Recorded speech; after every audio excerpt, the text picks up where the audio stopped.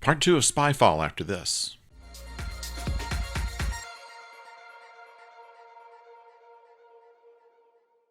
Hello out there, I'm the oldest nerd, and in part 2 of Spyfall in Doctor Who, we almost get away from the spying, but in fact, it does follow the rule that if you're going to use a gun in the last act, you have to introduce it in the first act.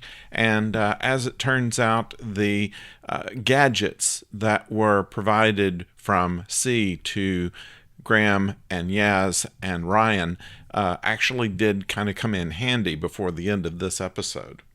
But it is a very action-packed, jumping back and forth through time kind of situation where we kind of learn what the light aliens are called. They are the Kassavan. The Kassavan are multidimensional creatures who can't quite make a toehold into the Earth, and were able to use some of the Master's help in order to continue to come across, although the Master's not in complete control of them, as we found out during the show. There were some things that made use of the fact that the Doctor can travel through time, and we haven't seen that since the David Tennant era, where he would go back in time and change something in order to make it work in the present. Some things that would not have made any sense otherwise at the present were fixed by the fact that the Doctor could travel through time. So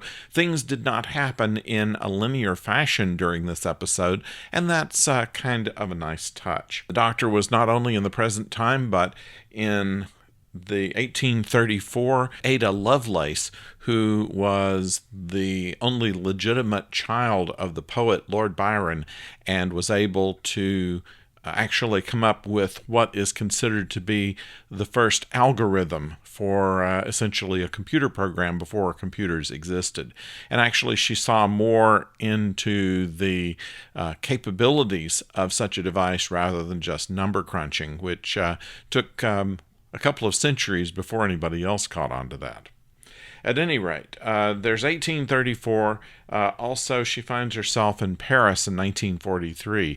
And in each case, she is moved around by the Kassavans, and the Master is able to catch up with her. And in 1943, they actually meet at the top of the Eiffel Tower, and he explains what all happened and his desire to use them in order to forward his own plan, which was to eliminate the human race, eliminate the Doctor, and then eliminate the aliens. It was a nice plan. A very clever way of getting rid of the Master, at least for a time, putting him into the same realm of the Kassavans that the Doctor was in and earlier Yaz was in, although they really never revisit any reaction that Yaz had in being in their realm, and it never seemed to make any sense of her being there or of anything that she learned upon coming back. That's kind of an interesting little plot hole, but they didn't really care much about it. Some of the gadgets that were given to the companions by C came in handy in order to make themselves get closer to the action, but it was the Doctor that essentially solved everything, partially by commandeering the Master's TARDIS, and also some very clever movements through history. It was a good show. It was well acted. It tied together reasonably the Kassavans and Barton and his lack of having full human DNA. It was part of an experiment that the Kassavans were going to use in order to make the human race a large hard drive, kind of echoes of the Matrix, really. And some people think we live in the Matrix already. So this is the kind of thing that was going in the subplots of this episode. It's a very complexly written episode, really. But much of it was in the conflict between the Master and the Doctor. And finally, the Master, in a candid moment, tells the Doctor that the reason that he wants to do all of this is because Gallifrey had been destroyed. Now, this is not something that the Doctor had noticed the last time the Doctor was there as Peter Capaldi. It existed in its own time bubble, but was still quite thriving.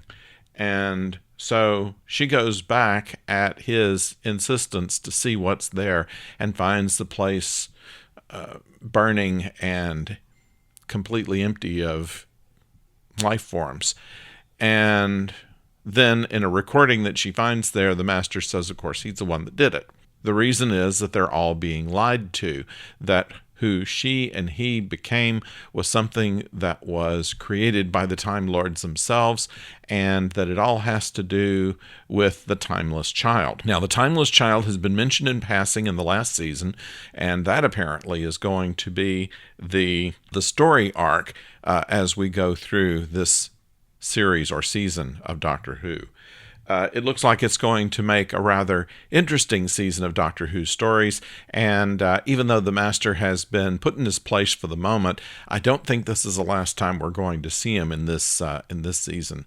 So I am ready to look at what comes in future episodes of this series of Doctor Who. By all of the things that have happened, the companions are starting to put together the fact that they don't know much about the Doctor, and they confront her in the TARDIS saying, who are you and what are you?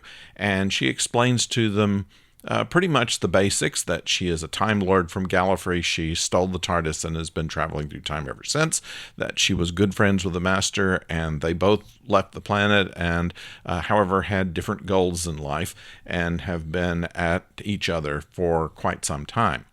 And she says, does that answer your questions? And Graham says, it only starts. We have loads more.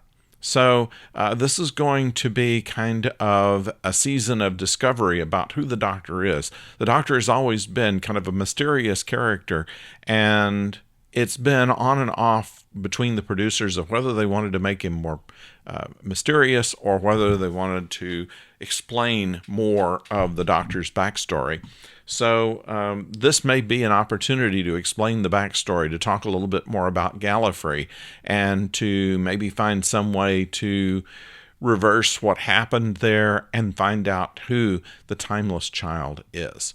So it all sounds very interesting to me. I'm ready to continue to watch this and find out what happens. I think that while at the first part of the show, I was starting to question whether Jodie Whittaker had the acting chops for this, but near the end, I found a strength there that I wasn't expecting, and so I am impressed, and I'm thinking that this is going to be a season to see. I'd like to know what you think. Please put them down in the comments. Also, please subscribe. I would like to increase my number of subscribers so that I can continue to grow this channel, and I believe that there are a lot of people who are not subscribers that watch these videos, and we'd love to have you on. It doesn't cost you anything, doesn't make me have any idea of who you are or where you are or how much money you have. None of this actually happens. It is just a way for YouTube to know that the channel is liked, and they'll recommend more videos to more people, which will grow the channel and help us prosper here. So I hope that you would do it. It's really not much for you to do other than to click a subscribe button, and you can click the bell and know when the next video is coming your way. We have more coming your way. We're going to be doing an episode of Lost in Space before the next Doctor Who episode this week, so stay close by and watch for our next video. Until then, don't go far.